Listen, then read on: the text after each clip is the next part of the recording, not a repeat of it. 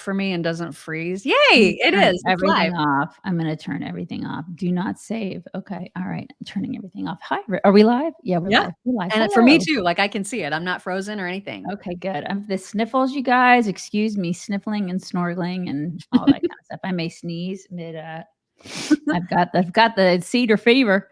Hi. I Hey, did, y'all. Pam. I did hit the button. People yell. She is grouchy today, you guys. I'm just putting that out there. Okay.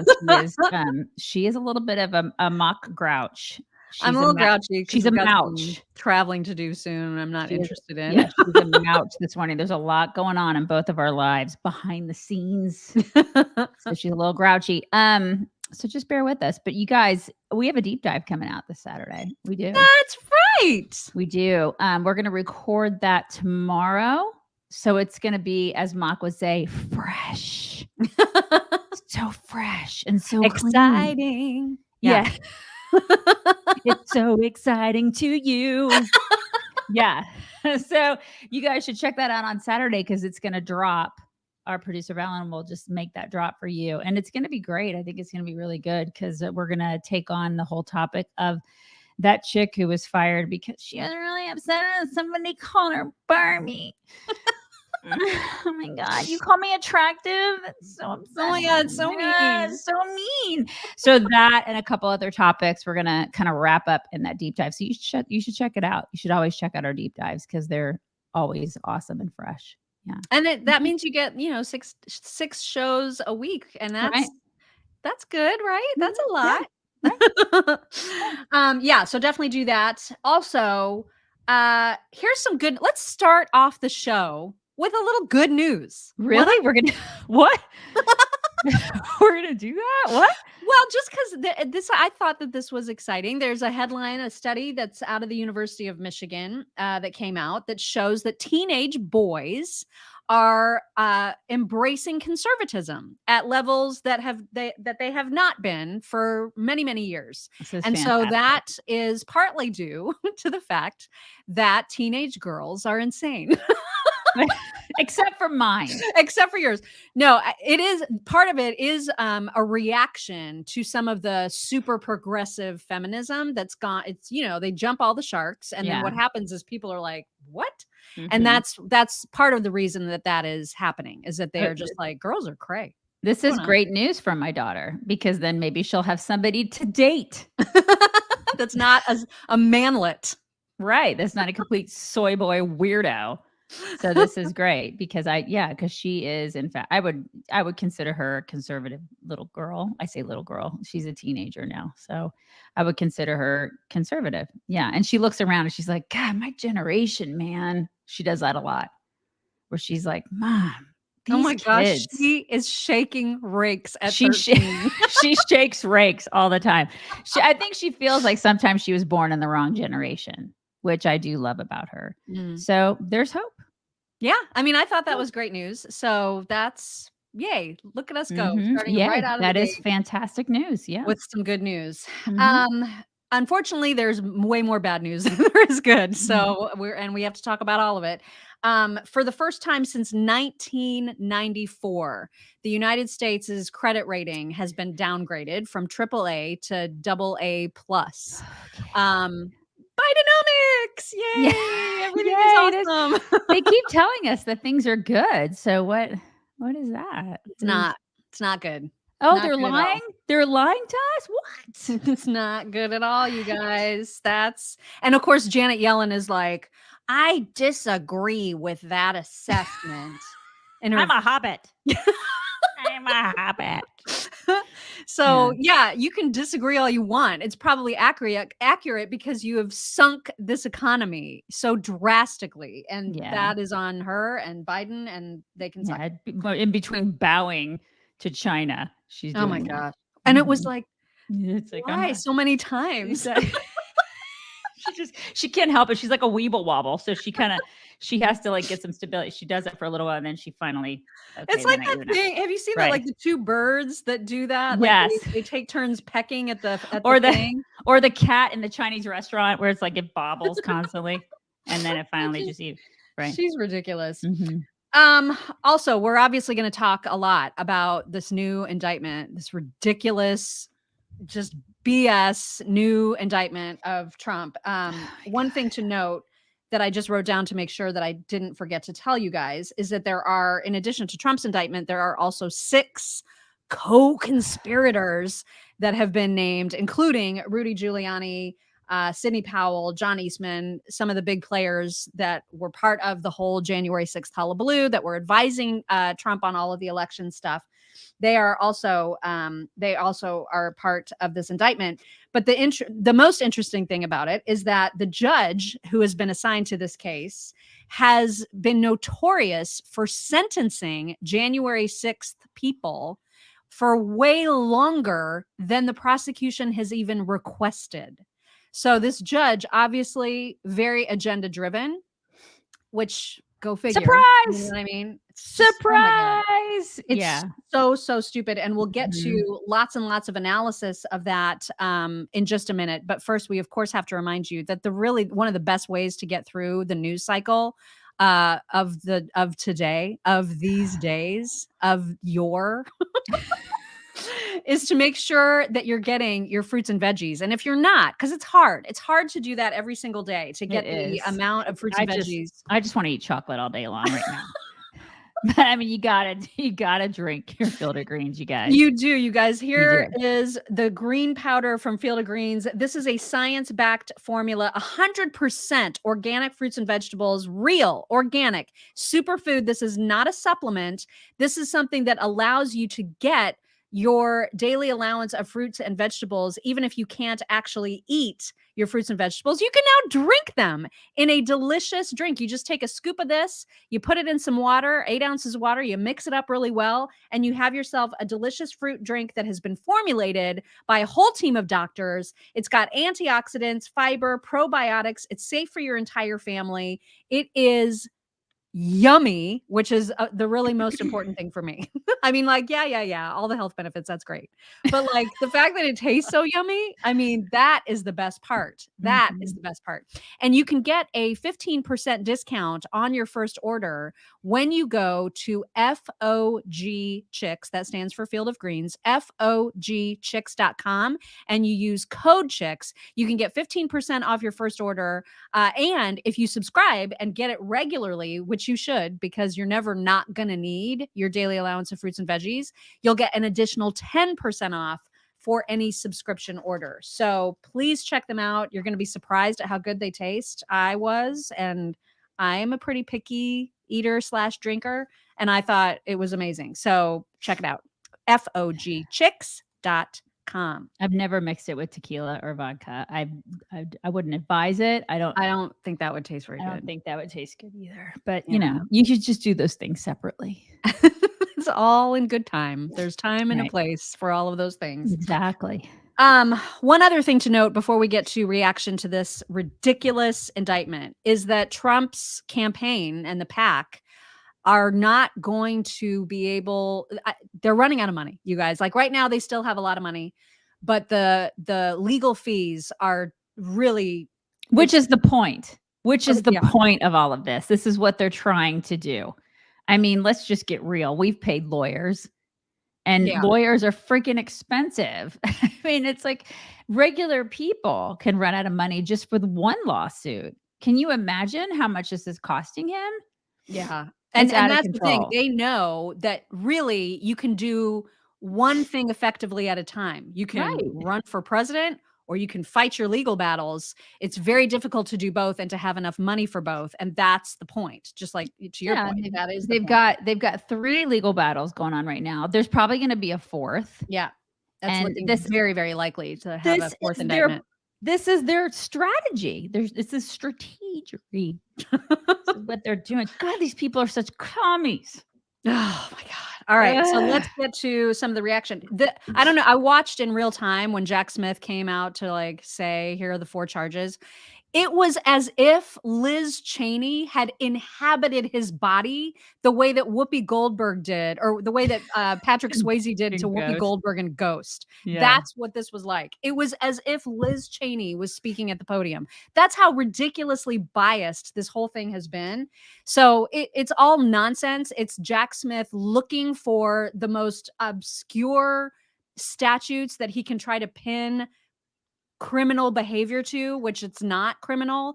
But the worst part, I mean, even worse than it being all bullshit, is the fact that it's dangerous to freedom of speech in Yeah. this country. Like, it's legit dangerous. We should all be worried about it. And so we'll hear from Andy McCarthy, his reaction first. I think, unfortunately, Brett, this is as weak as it was foretold to be. You see a lot of deceitful conduct. But the problem I think Jack Smith has is that Congress has not enacted statutes that directly criminalize the behavior that Smith is talking about. So what he has to do is distort statutes in order to try to pigeonhole the behavior into them. So, for example, the Supreme Court was very clear in May in 2 cases where they threw out convictions against cronies of former Governor Andrew Cuomo of New York. That fraud in the United States means to bilk a victim out of money or property, tangible assets.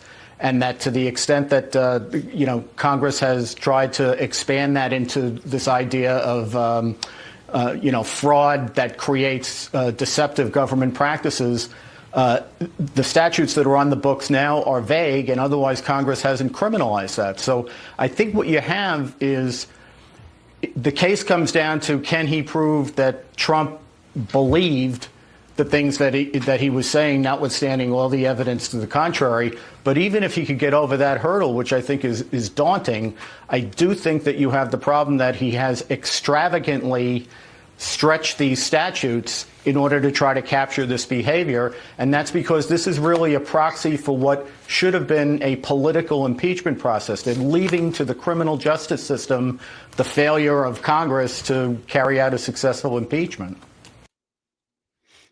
Yeah, this is all insane. Somebody just said that we said the other day that it's bad that people are giving to his legal campaign, like a legal fund. And now we're saying that it's okay. I'm not saying it's okay or it's not okay. I think it's crazy. I think it's crazy that we're having to do this, period. Well, I personally would not contribute to the campaign, but I don't begrudge anybody. What we said the other day about it is simply to announce that this was being reported, and that people, if they were believing that they were contributing to a presidential campaign, they may have just been learning that that's not the case, that they were actually contributing to a legal battle.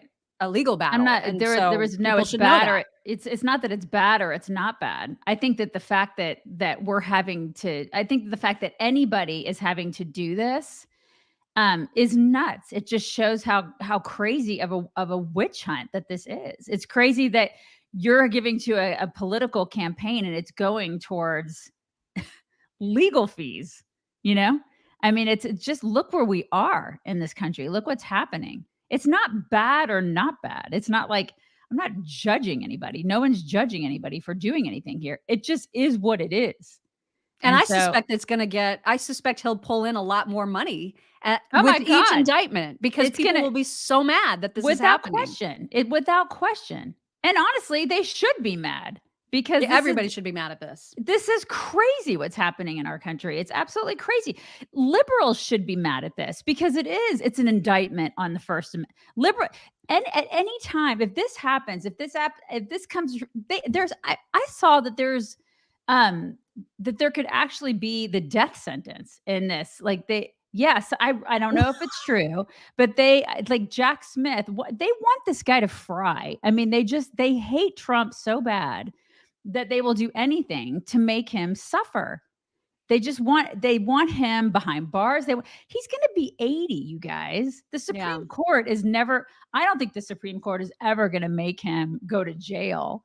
They just want to tie him up and tie him up and tie him up. And I mean, the liberals would love to see him rot in jail, but I personally don't think that this guy has a case, at least on this one. Right. And I don't think that he's ever going to rot in jail. He was a president, for crying out loud. If that does happen, we're done as a country. I mean, it's like we'll never be able to turn back from this, because if you start indicting people's speech, then what happens in this country? Like, we'll be able to do it to liberals there, because they've obviously done it to us, and then it's just going to be this back and forth constantly until the end of time. Right. And we're just gonna, that's all. We'll never be able to govern anymore. It'll just be like, I'm gonna go ahead and indict your speech, you're gonna indict my, like, there will be no such thing as free speech anymore in this country. We're done. Well, and that's one of the things that you just heard Andy McCarthy talk about, is like Jack Smith having to prove what Donald Trump was thinking. Right. And they have to be able to say without beyond a shadow of a doubt that Donald Trump knew he lost 100%. And so he was acting as though he didn't think that. And so everything that he did was fraudulent. And I don't know how they begin to prove that unless they have like a billion witnesses saying Trump told me personally that really he knew he lost, but he was just going to keep up this charade. There's no way that they have that. There's just no way. There isn't. And so, and Dershowitz, Alan Dershowitz talks about that a little bit more right here. In the indictment, they acknowledge that there are these freedoms, but then they claim that and this is the key point, that Donald Trump actually believed that he lost the election, that everything he did was fraudulent, that he conspired with unnamed lawyers mostly to affect the election. Now, you're allowed to challenge elections. Indeed, the best way to challenge elections is to come up with a slate of alternate electives. That's what a court said in Hawaii in 1960. That's been the case throughout our history. So the government has the burden of proving beyond a reasonable doubt that subjectively Donald Trump actually believed that he lost the election and acted contrary to that belief. Now, I've read the indictment very carefully.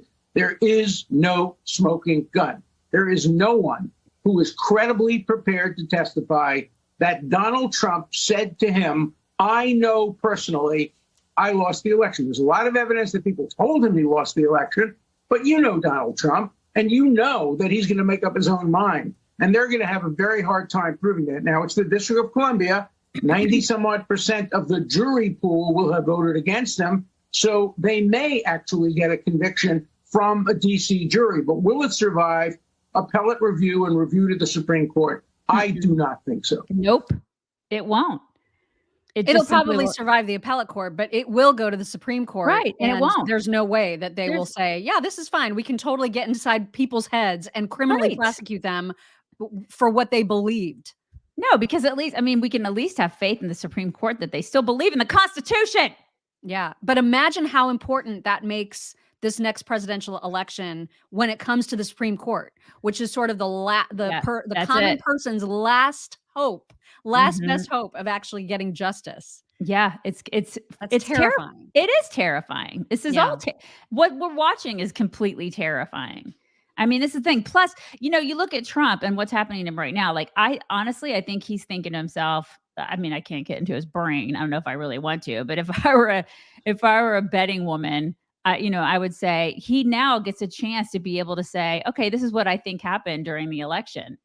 So like bringing forth these charges against him, he's going to be able to go, okay, well, this is what I think happened.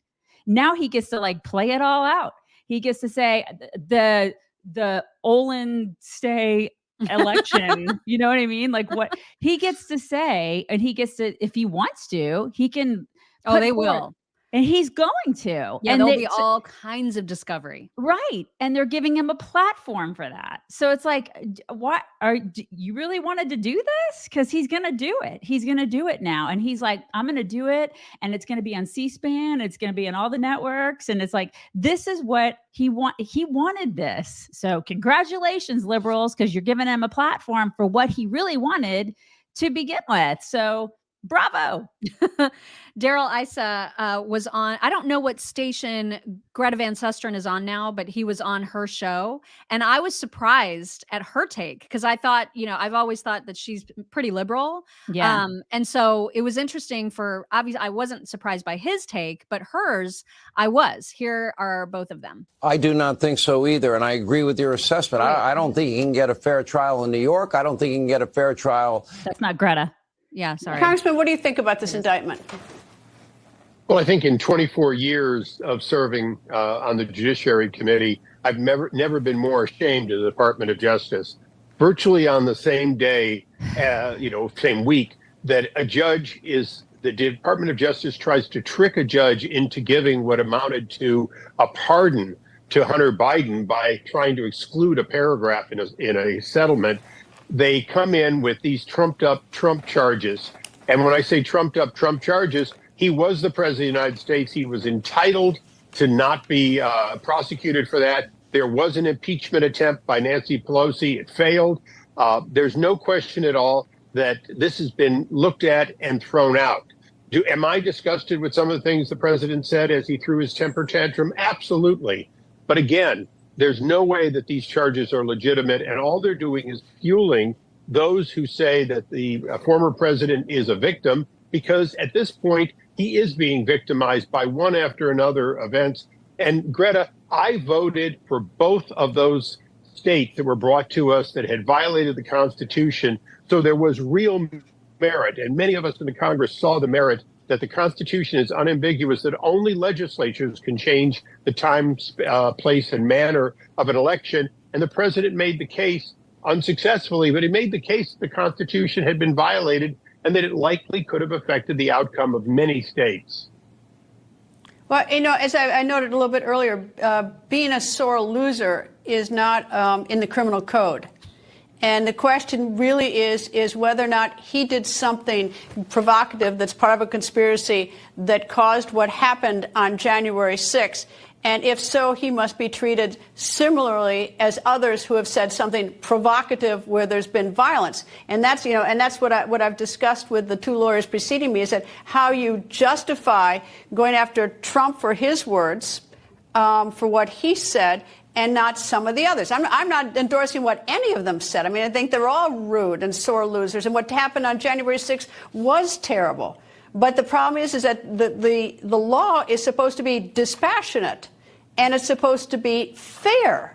And that's a big question. And I don't know how, this gets explained to, half the population who thinks that we have a two-tier system of justice. Right. We do. We do absolutely have a two-tier system of justice. So do we go back and retroactively, if this, comes to fruition, do we go back and do we indict Al Gore because he didn't like the outcome of an election? Do we go back and do we indict, Stacey Abrams, that cow, for literally saying that she was the winner for all that when she in fact was not, and Hillary for that matter. And Hillary. He's an illegitimate president. Mm-hmm. She kept saying over and over and over again as she looked up at the balloons. Oh, now it's like, do we get her? I mean, do we indict her? She should be indicted on so many other things. It's like, that's just one of many things. I mean, of course there's a two-tier system of justice. So do we go back and get those people too? Because I'm not seeing it. No, I'm not. And that's because there are two tiers. Right, exactly, because they're Democrats. This is the thing. So anybody who supports this, all of the people on the left, if you go to CNN and MSNBC and you watch all those crap-tacular channels last night, which I, just kind of like went through, because, I do that. I went through and and they're like all supportive of this. Of course, They're all frothing at the mouth, supporting it. If you support this, you support communism. Period. End of story. You want America to be communist. Caitlin Collins tried to argue with Trump's attorney on this matter, which, by the way, if anybody knows this, I don't know the answer to this.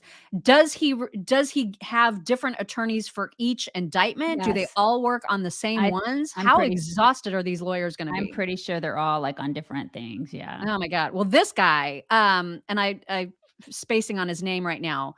This guy is phenomenal. Like, I thought he really held his own against Caitlin Collins, because how she is. Her favorite thing to say is, I'm going to stop you right there. I need to stop you right there. And then she just tries to get in her points, but he was like not having it. And it was fantastic. Here it is. There in the courts. Right. What was not true? That there were states where ballots were sent out without people asking for them, where there were changes in verification, where there were instances where ballots were not being supervised at drop-off places. The president was told, given advice, that under these circumstances, the state legislatures have the ultimate ability to qualify electors. He followed that advice. Now, you may disagree as to whether or not those things actually occurred or not. That's why we have political debate. We don't have criminal trials over that. We have the discussion like we're just having. But it matters if those things actually occurred or not, John. Not under the First Amendment. But it matters if those things actually occurred because...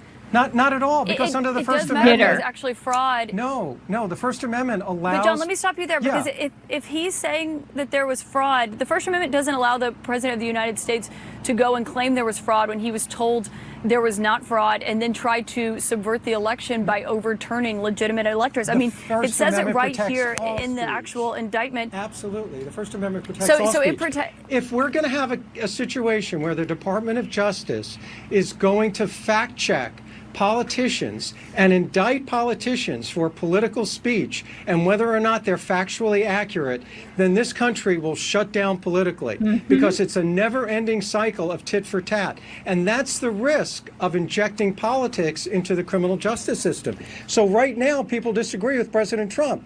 What's going to happen 4 years from now if somebody disagrees with President Biden in terms of what he said during the election? That's why we don't criminalize political speech. Political speech under the First Amendment has an almost absolute protection. Nobody gets to judge whether it's true or not, except the American people. And we do that in an election. We do that in an election. We do that in the case of a president by impeachment, but we don't indict people for speech. I got to stop you there. Oh, you do?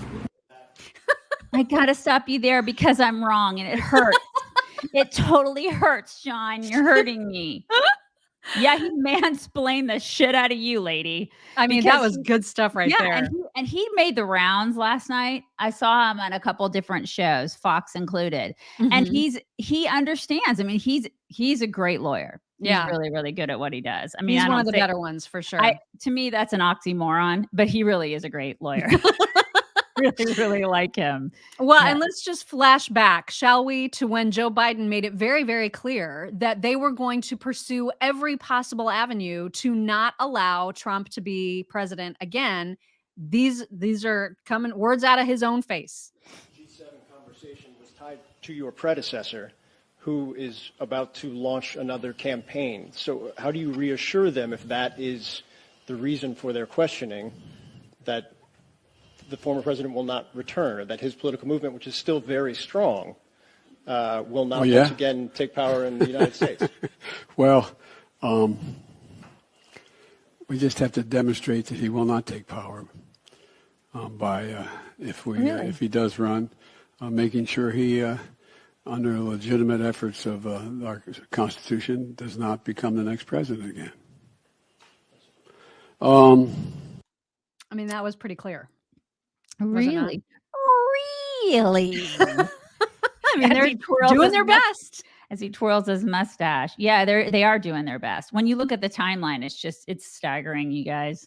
Yes, let's look at that timeline, shall we? Because this is unbelievable. So if that's too hard to read, June 7th, FBI releases documents to Congress alleging the Bidens took a $10 million bribe from Burisma. Very next day is when Trump gets indicted for the classified documents case. July 26th, Hunter Biden goes to court, rejects the sweetheart plea deal. And then the very next day, Jack Smith adds more charges to the classified documents case. It's unreal. July 31st, that's when Devin Archer testifies to Congress about Joe Biden being on those calls. And yesterday, the very next day, Jack Smith indicts Trump for January 6th. If you cannot see that this is strong arming by the DOJ is weaponized. When they talk about weaponization, when they on their side talk about weaponization, I want to throw up. Right? It's like such nonsense. The ultimate in gaslighting and projection. They are absolutely doing this. They're doing it. Like we are in a banana republic at this point. Like it is happening before our very eyes. They're doing it. They're meddling in an election right now. We're watching it. We're living it real time. Real time. It's happening. They did it in the last election with all the Russian, and they're doing it right now, which is why everybody has to just come out of the woodwork and overwhelm them. Seriously, tell everybody you know. Show them that timeline.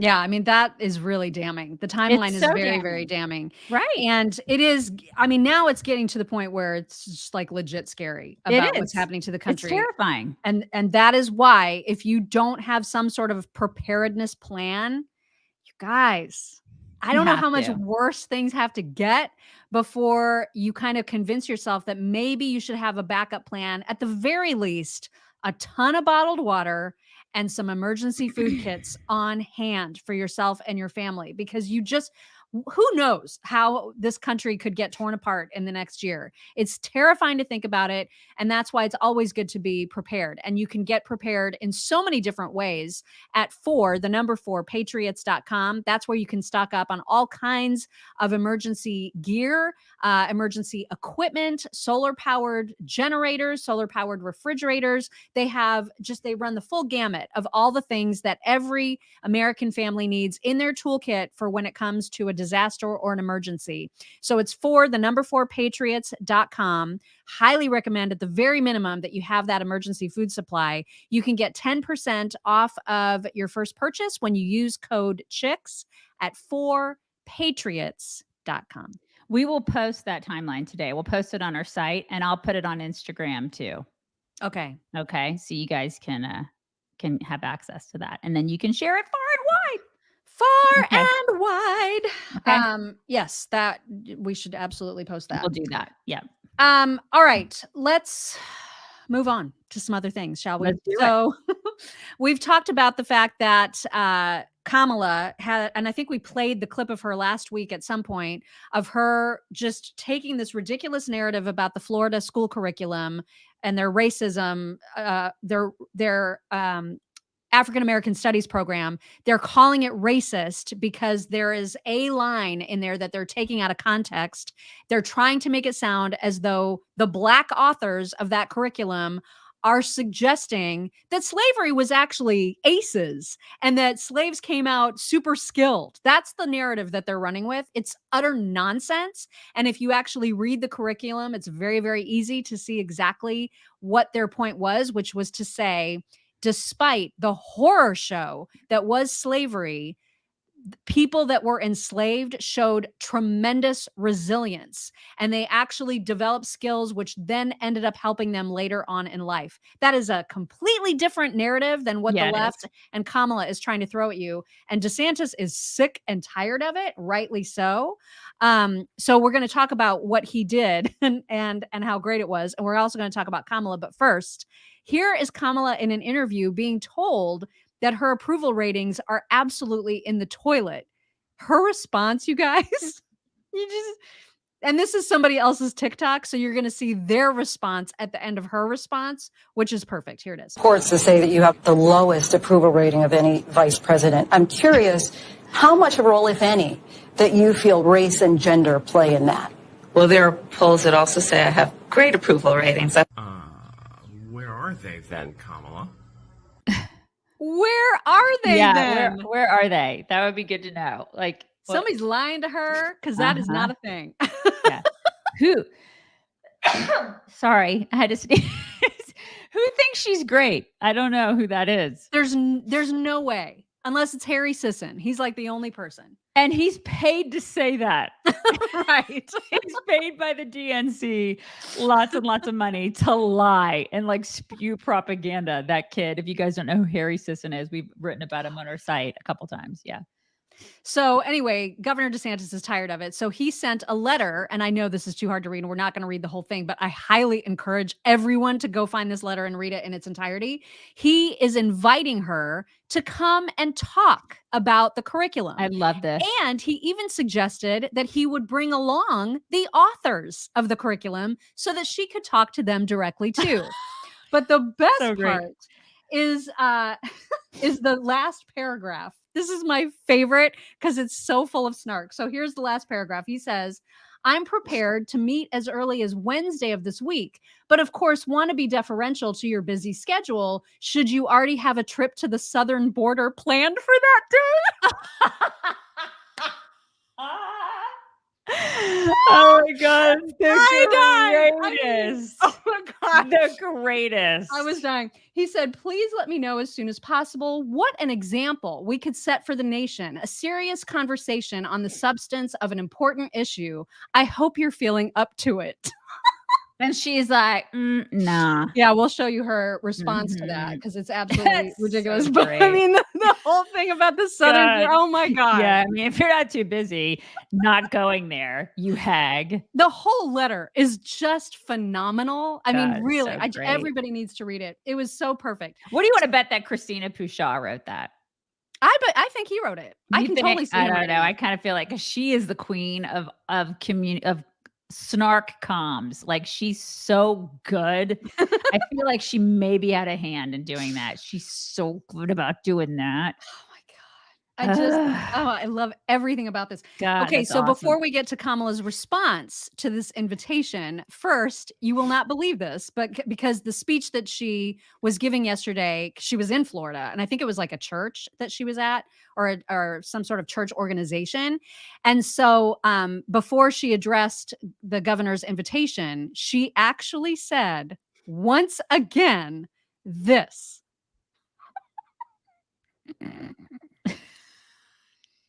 But significantly, the members of this church saw what could be, unburdened by what had been. My gosh. This woman is out of control with the unburdened crap. What? I'm like, I can't take it. I can't take it. If she says it again, I don't think I can handle it. Like, even Jesus at that moment was like, seriously? Come on. I just can't take it. So anyway, that happened. But here she is addressing and doubling down, actually, on her whole ridiculous narrative when it comes to the Florida curriculum. Here she is. Right here in Florida, they plan to teach students that enslaved people benefited from slavery. No, that's not what they're teaching. They insult us in an attempt to gaslight us. My God. In an attempt to divide and distract our nation with unnecessary debates. What is that?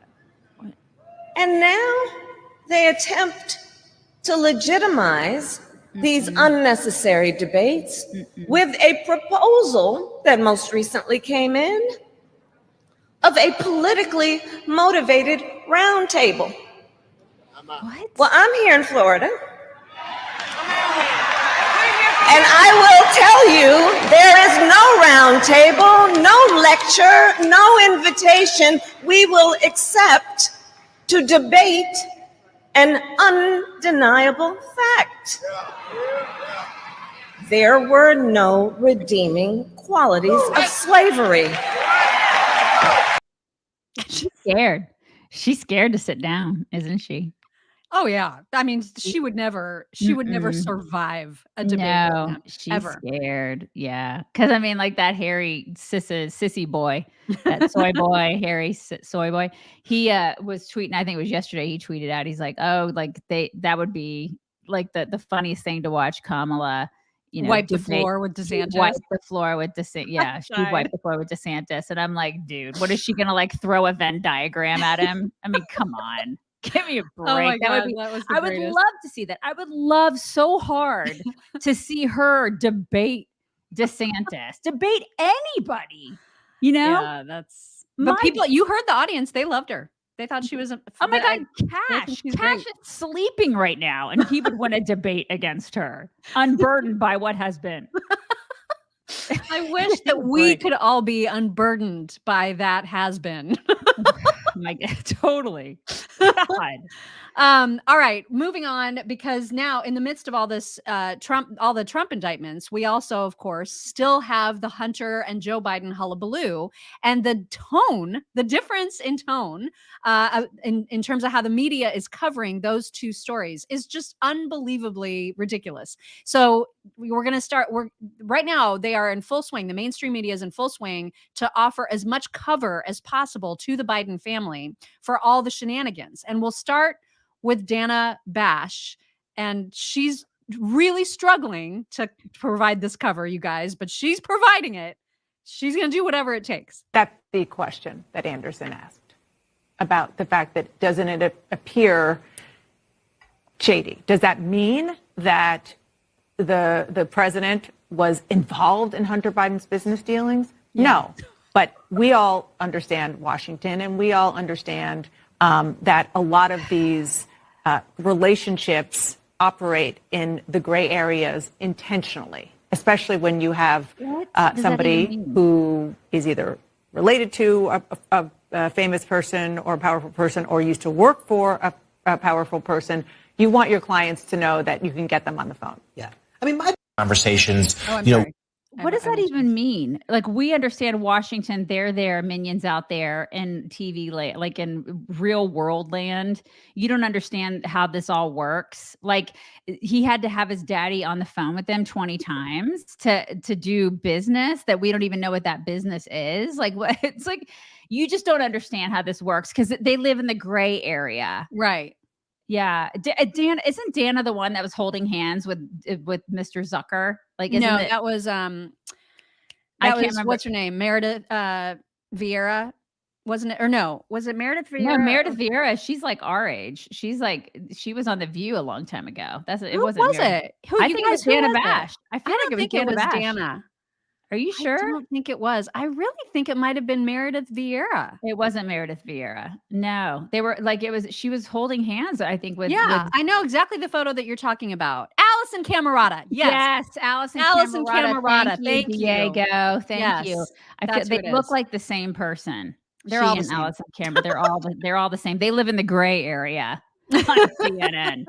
Yeah. Anyways, but this is the thing. Like, we just don't understand. Like, that was the most condescending thing for her to say. We just don't understand. No, we totally understand what's going on. Yeah. Everybody understands what's going on here. It's influence peddling. You're an idiot, Dana.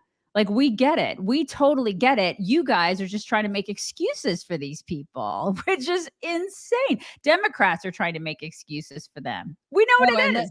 The excuses, I mean, so there's Dana, there's that, whatever that was, but then there's also Representative Goldman, of course, who is now, I mean, you already heard him the other day when we played the video of him going, well, I mean, they were just talking about the weather. It was just chitty chat. This is totally normal. So that was the first part. Now he and others are trying to suggest that the reason that Hunter was involving his dad in any of these phone calls is because they were both grieving Beau. Oh, yeah. They're actually, anytime they're they can using use that, Beau of as course, a political pawn, they got to use his dead son and dead brother. That's right. Because I mean, why not use that as an excuse? That's not completely low.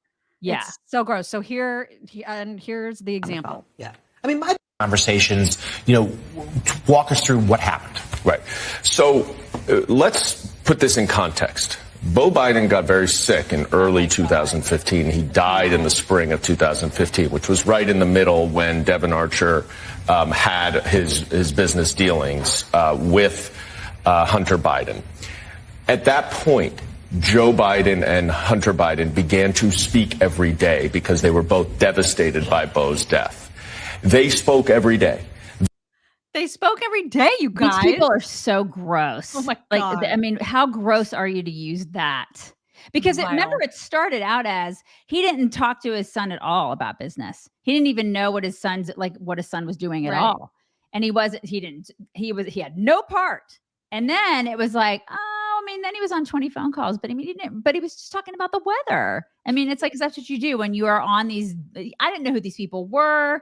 I mean, I just like exchanged niceties about the weather. But like when we got off the phone, I was like, I don't know who I talked to.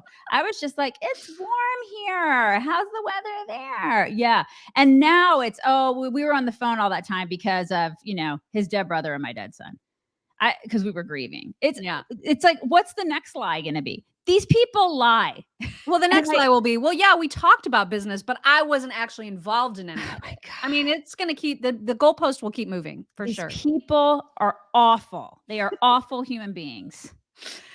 There are some phenomenal human beings at fastgrowingtrees.com who can help you guys. If you have not green thumbs. That's me. And me. Mine's brown.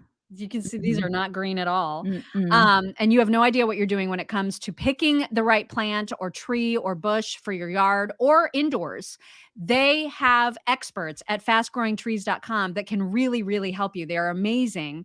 And I'm so proud of my lilac tree that I planted. It's doing super good. Now, I did not know, because I'm an idiot about trees. I didn't know that you only get the flowers like right at the beginning of the season, and then you just have like a bushy tree, and then the flowers will come back next year. I didn't know all that, but this is what I'm learning because I was able to get help at fastgrowingtrees.com/chicks. The greatest thing, this is why they are so popular. I mean, they sell, what is it? 2 million. They have 2 million Fast Growing Trees customers, and you can go to fastgrowingtrees.com/chicks. You can get 15% off your order when you go to fastgrowingtrees.com/chicks. Use code chicks. I didn't know that you needed to choose your plants by region. They help you with all of that. Their website is absolutely phenomenal. You just plug in like where you live, and then they can tell you, okay, well, you're in this kind of climate zone, and that means you need to be focusing on this huge array of trees, bushes, flowers, whatever it is that you're looking for by where you live. So you can't screw this up, you guys. It's like impossible to I've screw it grown up. roses. I've actually grown roses because of them. Like, I can't even believe it. I mean, that's amazing. Yeah, Like, it is amazing. Like, if you know me, you'd be like, there's no way you can there's do no that, way. Daisy. Right. If Daisy can grow roses and I can grow It's like, lilacs, you guys, you can do you this. can do this. Yeah. And now's the time, right? It's a great time to plant. Summer is a great time to plant. Fastgrowingtrees.com/chicks. Join the 2 million other delighted customers. Fastgrowingtrees.com/chicks. There's been some question about Joe Rogan lately and how he would vote potentially in a Joe Biden versus Donald Trump matchup. And I'm pleased to report that he is using common sense. Now, the things I feel like we could never get away with saying what you're about to hear him say, but it's spot on and hilarious. I'm just glad it's him saying it. You know what I mean? Yeah, I feel like we could say it. I do feel it and think it. I feel like, I feel like I probably would say it. I mean, I don't know that I would drop this kind of. Yeah, we probably wouldn't drop all the in words. This way. Yeah, because people would probably get angry at the words. But I totally agree with everything he's saying. 100%. 150%. Yeah. Hide your kids, hide your wives. If Hide you 'em. are sensitive to the Hide your language. Hide your dogs, not the cats. Hide your dogs. You can keep your cats out. This is very short too, but Yep. he makes it clear that if that's the matchup, this is how he's going to vote. Mm-hmm. For Trump before I'd vote for Biden, just because I think with Biden, like he's gone. Like, you know, he's gone. You're going to be relying on his cabinet, and I knew his cabinet would be this fucking sideshow of diversity, and which is exactly what it is. You can't have those kind of people running a Ben and Jerry's. Right. You certainly can't have those kind of people running the fucking most powerful government the world's ever known. It's nuts. It's nonsense. He's 100% correct. He said it, man. And they're doing it. They're running it. Like, these people are completely unqualified to run anything. And they're doing it. And that's why everything sucks so hard right now. Like, look at all the people that we've highlighted over the past, year and a half, 2 years, that we're just like, this person is in a leadership position. The leadership position. Oh my gosh. What's happening? Yeah. And they don't know what they're doing, or they're like in a congressional hearing where somebody's trying to appoint them to something. And we're like, what is this person? Yeah. I mean, it's bad. Sean, that's not true. So Sean said it's because you put your platform above the truth. What? That's absolutely not true. What are you talking about? Well, because we were saying, I don't know if we could get away with saying this the way that Joe Rogan did. It's not that we won't say it. It's that we are going to be careful depending on the platform of how we say it. This is why we use Pig Latin all the time. Doesn't mean we don't say the things. We aren't quite as how Joe Rogan just was about it. But Joe Rogan don't ever not tell the truth. Joe Rogan is less likely to be shut down by exactly a lot of these platforms. They will, YouTube, all of these, Facebook, they will totally squelch us way before they squelch it. You don't know how things work, dude. You obviously don't do what we do, and you haven't done it for the past 14 years. Believe me. Yeah, live a day in our shoes. He won't get squelched because he has a massive platform. Right. We are just small potatoes. They can just do that to us really quick. That's So how we it have to works. stay within the rules, but we're Yeah. still always going to tell the truth. We will always So say that. We will say the totally things. resent that Right. accusation. Yeah, you don't know how things work, buddy. It's ridiculous. All right. So for those of you who may have missed it, because obviously there was a lot going on yesterday, Project Veritas, not James Keefe's organization, which is OMG, O'Keefe Media Group, but Project Veritas they just released yesterday, or maybe the day before, a big video dropping the actual audio that they have of Ashley Biden calling them to demand her belongings, including her diary, back. And so this has turned into quite a story, because first you're going to hear from the woman that found the diary and Ashley Biden's other belongings and called Project Veritas saying, this is some seriously like explosive stuff and I want you guys to have it. So like, how do I make that happen? That that happened. And then you, of course, probably remember when James O'Keefe's house got raided, when Project Veritas headquarters got raided. All of that was done in such a shady way, of course, by this Department of Justice.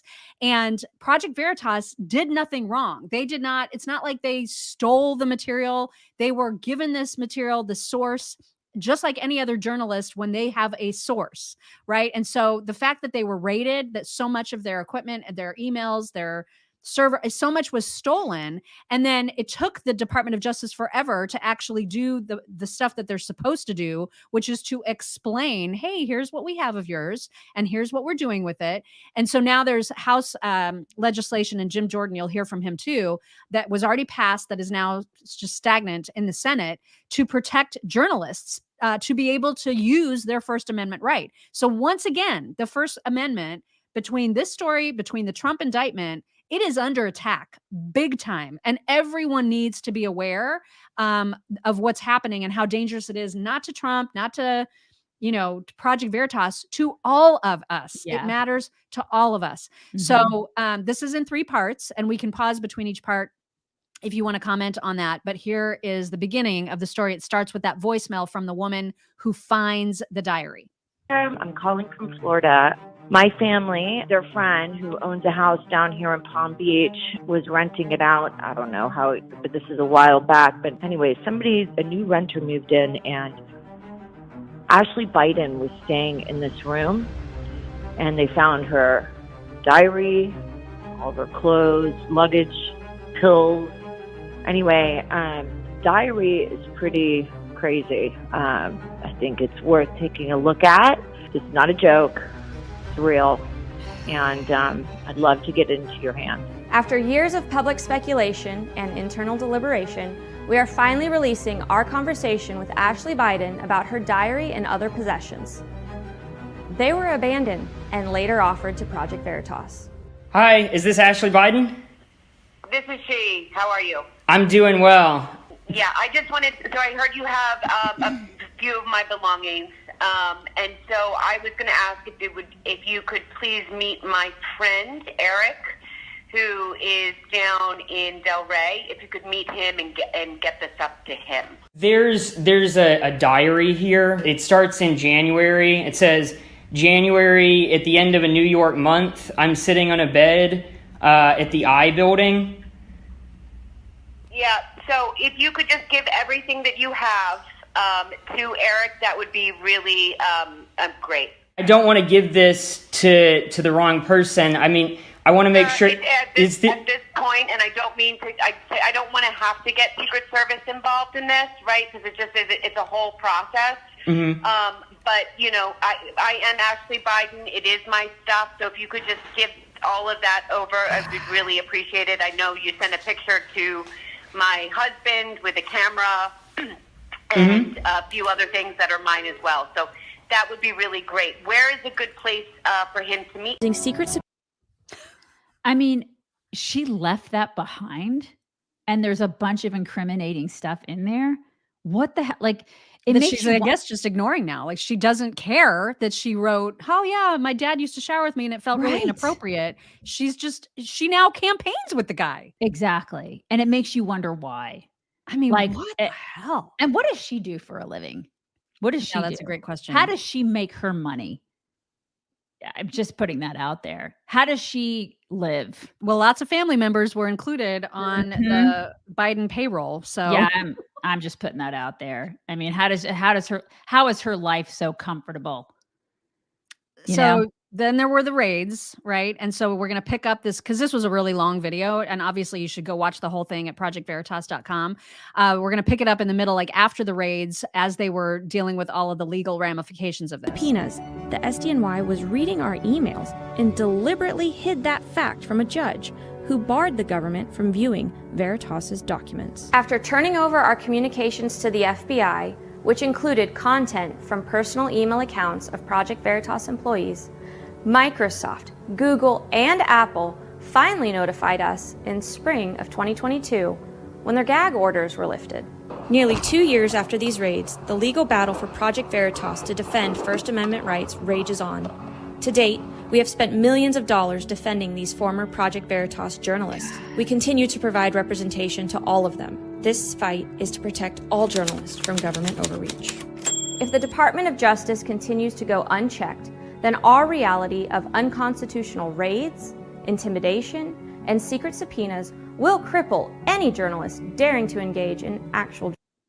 And here's Jim Jordan. Last month, we learned that the Biden Justice Department targeted Project Veritas, a news organization specializing in undercover journalism. Project Veritas was subjected to an extensive investigation by the FBI, including having its emails seized on Microsoft servers. We should all support this legislation and important protections it provides for journalists. There's a reason why the founders chose to enshrine freedom of the press in the First Amendment to the Constitution.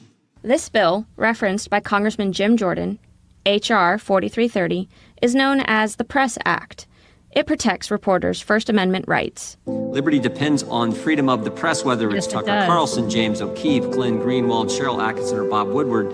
Good reporters are those who are committed to holding the government accountable. It passed the House on September 19th, 2022, and is currently before the Senate. That brings us to today. What began as a voicemail left on the Project Veritas tip line has led to this pivotal moment in American history. We're not only up against the power of the federal government, but also the corporate media infrastructure that exists to support it. Project Veritas will never shy away from exposing the truth to the American public. Our job is never done. Stay tuned. God, freedom of the press. I mean, they have no regard for that either. They're going after, so freedom of speech, freedom of the press. I mean, this is the thing. They just don't care. And then the left will be like, oh, it's like, this is all okay. This is all okay. And democracy is at stake. Are you kidding me? You don't get to ever say that to me again, ever. Yeah. I saw a clip the other day too, of Hillary Clinton and Trump during their campaign cycle. And they were on a stage at a town hall and they were going at each other, And the moderator, I can't remember who it was, but the moderator was like, can you guys say one thing nice about each other?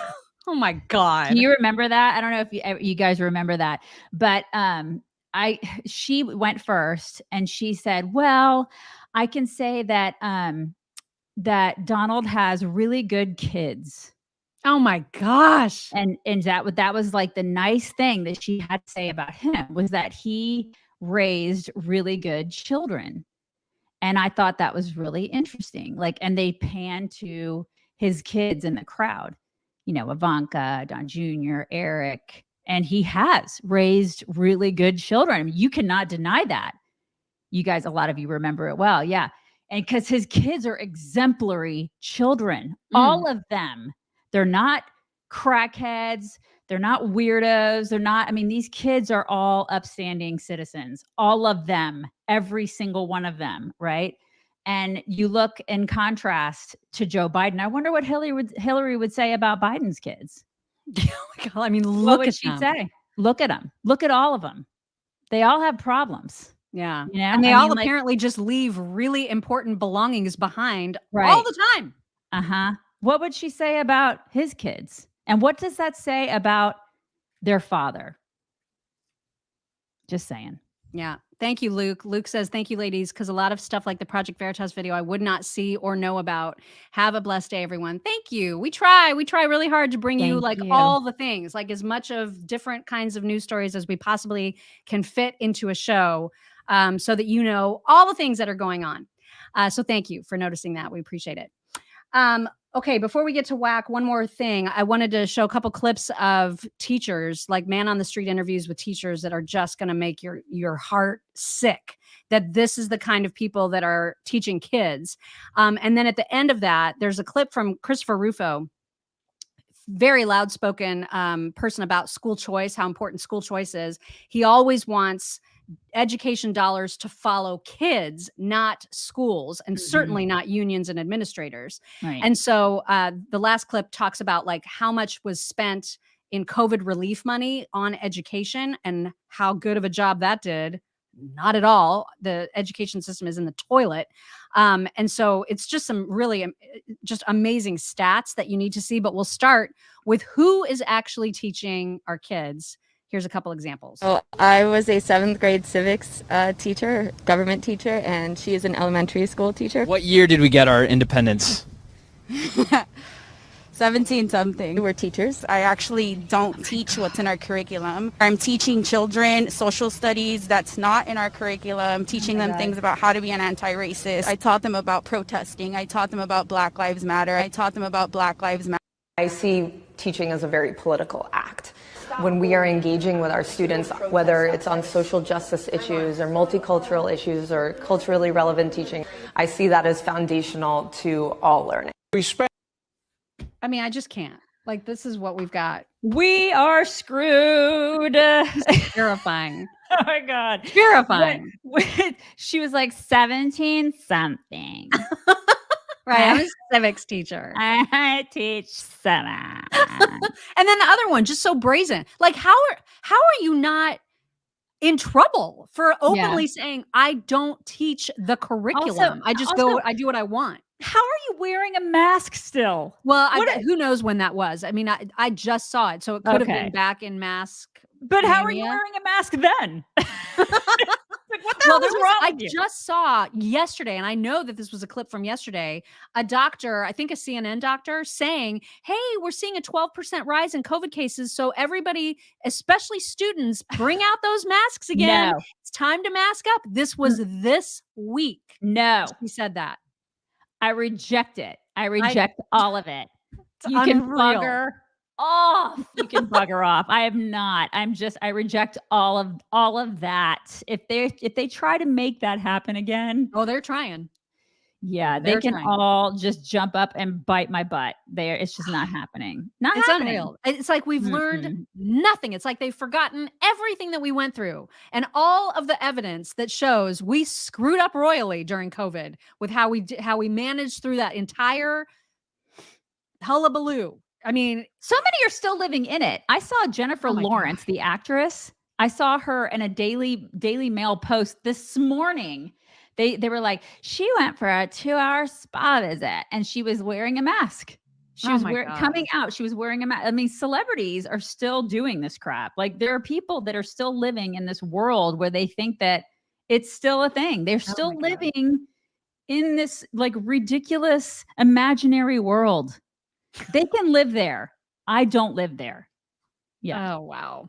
All right. So here's that last clip that I was telling you guys about with Chris Rufo and some of the stats about the amount of money we have spent on education for just absolute garbage results. Spent an extra $189 billion on K through 12 public education during the pandemic as test scores plummeted and school crime got worse. It didn't help. In other words, all that spending just seemed to make things worse. And President Biden now just came out with a new plan to put another $1 billion in the same pockets to address mental health issues with our kids.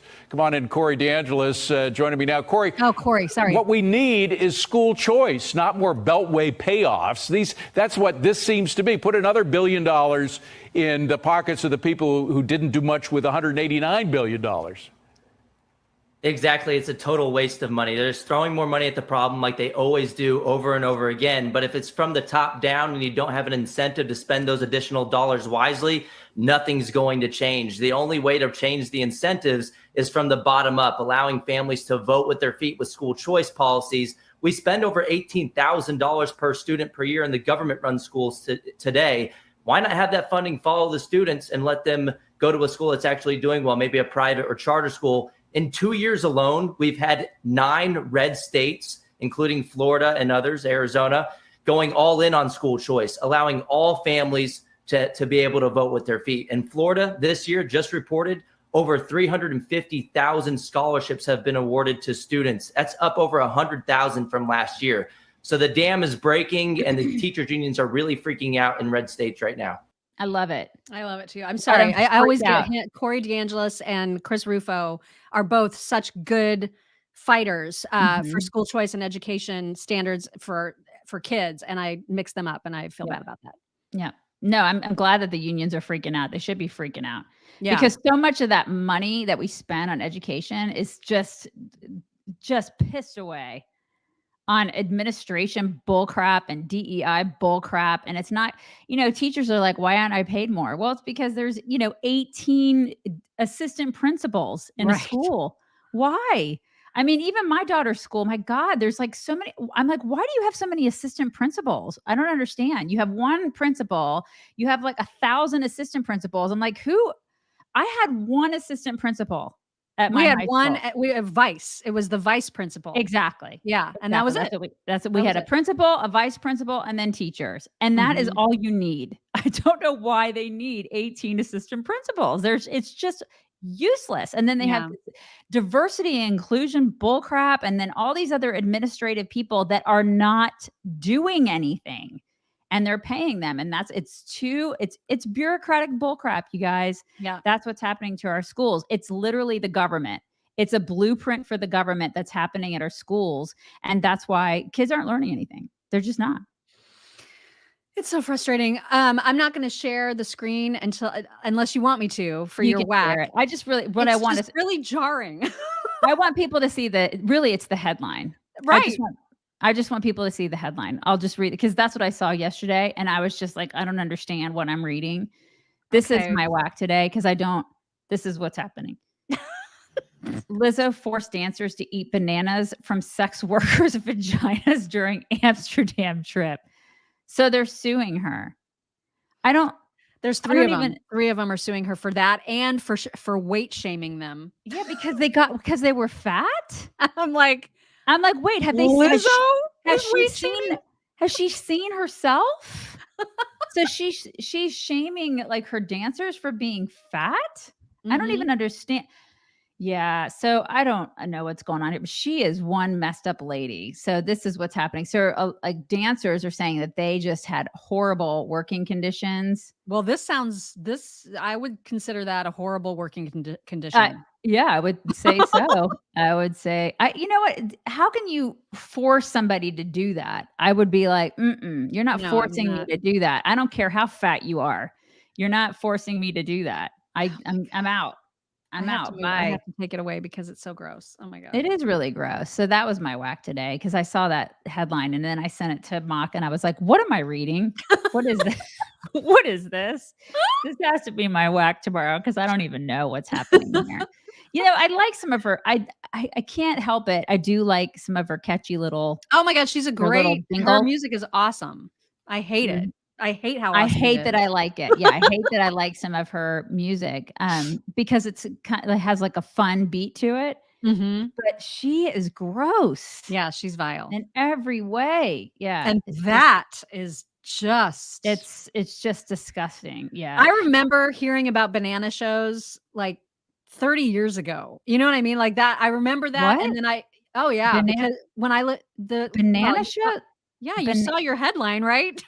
Yeah, but there's a thing called banana shows. That's in Amsterdam, like in the red light district there, and when I lived in Okinawa, Gate 2 Street also had a very similar district. It was so weird because during the day, beautiful like shops, beautiful like archways. It was glorious to be there during the day. At night, everything turned super seedy, and Seedy and all of the gross. sex clubs would have, well, not all of Right. them, but many of them would offer banana shows. And when I first asked, what the hell is that? And they explained what you just showed in that headline is part of the show.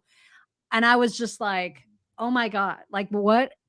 That is disgusting. But these go back a long, long time. And I guess in Okay. Amsterdam, they're still I was not aware of that thing. until I was today years old when I learned that there was such thing as a banana show, you guys. It's so nasty. And so I had forgotten about it Okay. until you showed me that headline. And then I was like, All wow, right. that's a memory I didn't want to have. Okay. Somebody said there's such a thing as a donkey show too. I don't want to don't know want to what hear that about is. donkey shows. I don't want to be even any day old when I hear about donkey shows. Just want to go ahead and pretend that that's not a thing. And let me Yeah. just be clear, I have never witnessed one of those shows. I just Yeah. know about them from hearing guys in the military talk about that Back in a the lot. day. Okay. Yikes. All right. A couple thank yous. B. Thompson. Thank you. The hand that rocks the cradle rules the world. Karl Marx. It's Yeah, true. That's what Jake they're doing. Carter. Thank you. Damn, looks like Lizzo ate Stacey Abrams. Yeah, I think she may have eaten Stacey Abrams because we haven't heard from Stacey Abrams in a while. Yeah, what happened to her? She just Well, writing like sex novels more? Lizzo ate her. I mean, that's obviously what happened. That's totally what happened. It is time for some My Pillow talks. My Pillow, of course, still celebrating 20 years in business, making some of the best products that you could ever hope to find for your bedroom and your bathroom. If you haven't tried the towels, for real, I mean, like seriously, you are missing out And on the the dish best towels. towel ever. And they have dish towels too now, you Now guys. they have kitchen dish so towels. fantastic. So great. You can get huge discounts, particularly on the queen size pillows, less than $20 right now when you use code CHICKS at mypillow.com/chicks. But you'll get discounts on all of their amazing products. mypillow.com/chicks. Chompies, the dog that has the chompies. He has the chompies. He's back. Back with a mango taste test. Oh, here we go.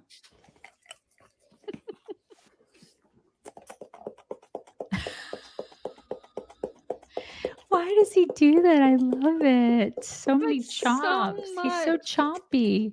Is it a boy or a girl? It's a girl. It's Libby. It's a girl, Libby. Okay. It's just so precious. She is so cute. Oh my gosh. So Oh, precious. I just love her. This retriever is getting some bad news from its owner. Uh-oh. Considering the only things you've successfully retrieved over the past year are tiny sticks and dirty underwear, unfortunately, we're going to have to demote you from golden retriever to silver retriever, potentially bronze retriever if this behavior doesn't turn around. Oh no. That's not okay. That You don't really want to be a sucks. bronze retriever. Like You don't that's not ever want to good. be a bronze retriever. That's not good at all. Mm-mm. And this is just a sweet, sweet moment. Apparently, a woman who's a huge, huge, huge fan of Andy Grammer, and I really like Andy Grammer. He seems so wholesome, and like I just love his music. Anyway, she was supposed to go to his concert, and then because of her cancer treatments, she could not. And so I don't know how her husband finagled it, but he got Andy Grammer to come to her.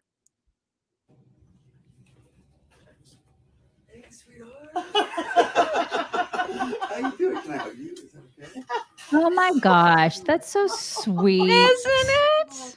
It's been a couple days. I mean, It's been a lot. Am I hallucinating? Oh my goodness. Sweet, can I sing for you? No. Can I God. sing for you? Are you serious? Man, you got incredible news. what kind of an instrument is that? What is he? I don't have? know. That's like some kind of You crazy. Makes me so happy. Okay, I'm gonna. Anyway, I just thought that was I super mean, sweet. That's just the sweetest. Yes. I love that. There is nothing more awesome than running, jumping dogs in slow-mo. So I may have to mute this just so we don't get the strike, but the visual is fantastic. Oh my Okay, gosh. there So he's happy. frolicking. And now Look at this. We go with the ears. Is that a canine? What is that? it's a bloodhound. Is it a bloodhound? Okay. Mhm. Isn't that awesome? That's what I should have known that because that is what our oldest daughter, she has 3 bloodhounds, 3 of them. Oh my God. The slow-mo is just awesome. So great. They're so floppy. So floppy. So floppy. All right. And then look at this shepherd helping a kitten. Come on, you can do it. I'll help you. I'll just eat you. I'll help you. I'll carry you up the stairs. And he's like, you're taking too long. Let me just help you. So cute. I'll carry you. Come on, I'll carry you up the stairs. I mean, he's trying to be gentle, even though he is holding that cat by the head. I mean, that's so sweet, though. There you go. I help you. Now we can lay together. Oh, dog. Such a good dog. Sweet.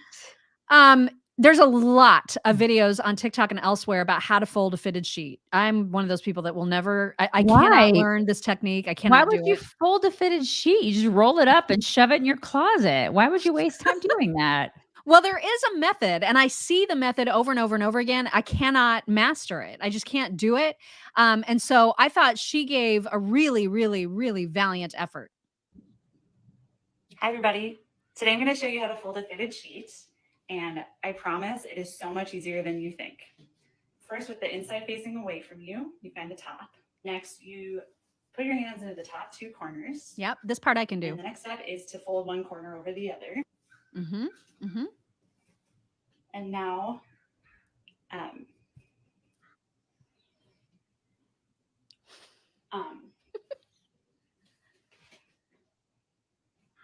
just roll it out. Right. This is like why I know, right? Why do you fold fitted sheets? Why does anybody try to do that? Who are you as a person if you're trying to do that? And she had the beginning right. That's about as far as I get. And then I'm just like, I don't understand what to do from here. Listen, I'm pretty organized in life, but that is one thing that I just do not waste my time with. I just roll that baby up and put it in the cabinet. Oh no my sense. gosh. All right. And last one, this guy does a nice, he's a funny series on the government. So here is the US government right now. Aliens are real. When are you going to set age limits on Congress? You're all way too fucking old. Where's all the money you're sending to Ukraine going? You're clearly laundering it. Show us Epstein's client list. Aliens are real. Yeah, nobody fucking cares. It's so true. So true. All of it's a distraction, man. All of it. Look, aliens. There's a dead one in this building. And again, Mark Zuckerberg exists. We've known about aliens for a long time. Yeah, we get it. I know. Have you seen Dennis Rodman? He's an alien. We get it. They've been around forever. Okay. Are you going to get up? Are you going to get up? Oh, no. Come on. Get up. Come on and get up. Say hi to everybody. He's thinking about it. He doesn't want to. He was thinking about it. Come on and get up. He's like, I don't want to. But he's right there. You can like make him. You cannot make a 180-pound dog do anything, Mock. I don't think you understand that. Oh, come on. Who's outside? Who's outside? No one, Mom. No You're lying one? to me. No. Oh. Come see Mock. He knows all your tricks. No, he's up because I said, come see Mock. Come see Mock. Oh, you got a bone in your face? Okay, I know. I'm not going to take your bone. I'm not going to take it. I'm just going to give you a kiss. Is he going to flap with it? Probably. That thing's going to go flying. Okay, he's not going to flap, you guys. He has this big cigarette in his mouth. He just wanted to say hi to everybody. There won't be any flaps, but No but he flaps? did say hi. He did Well, say I do hello. have a couple of gifts that I Oh, wanted to yay. share. Okay. So if people want to stick around for that, they can. If you don't want to, you don't have to. But maybe after that, he'll flap. I don't know. We could Maybe. we can He try. may. Yeah, he We can may. try. You can definitely bring it in. We can do Let's that bring it now. in. Let's bring it in. Let's bring it in. We can do that. Oh, there it is. Let's hear the flap.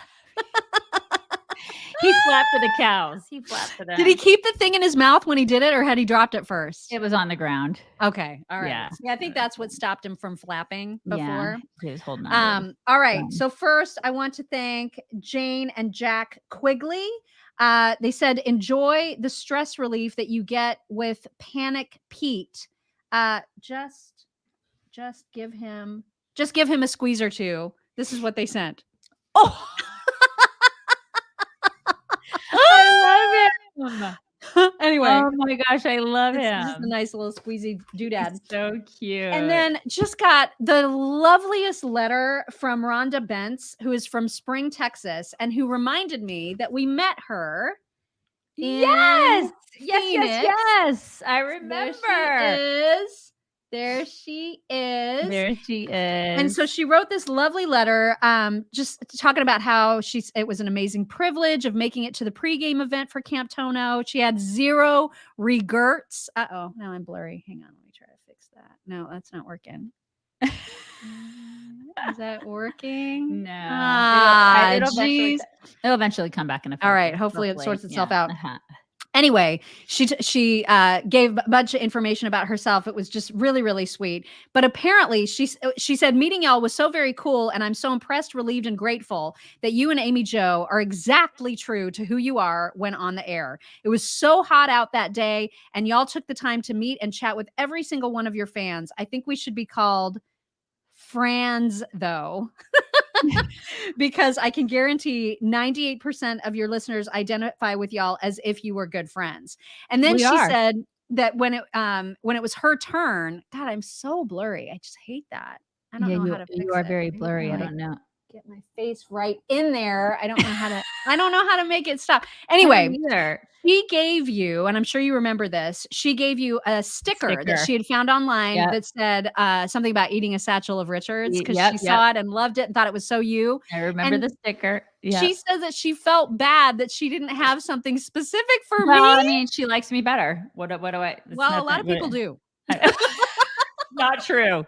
Not a it's lot. True. A lot of people not do. True. But it was so sweet of her to think about me. And so she said she'd been looking for something that was more me. And I hope that this isn't too blurry, but she got me socks that say Bork. Oh my God, the Swedish chef. Those are so cute. You're in focus now. Yay! It took the socks. It took the socks. Yes. Thank you so much, Rhonda. I just love them. I love those. So the flame is okie dokie. Because I do talk about everything being borked all the time. So totally. Those are so cute. I love those. So nice. Thank you guys. Very, very cute. You guys, it is Wednesday, right? It's Wednesday? It is. Hump day. It's hump day. We hope you have the most fabulous day. It's going to be a good day, even though there's a lot of weirdness going on in the world. We have each other. We do. We all have each other. You guys rock this Wednesday like you've never rocked a Wednesday, and we will talk to you tomorrow.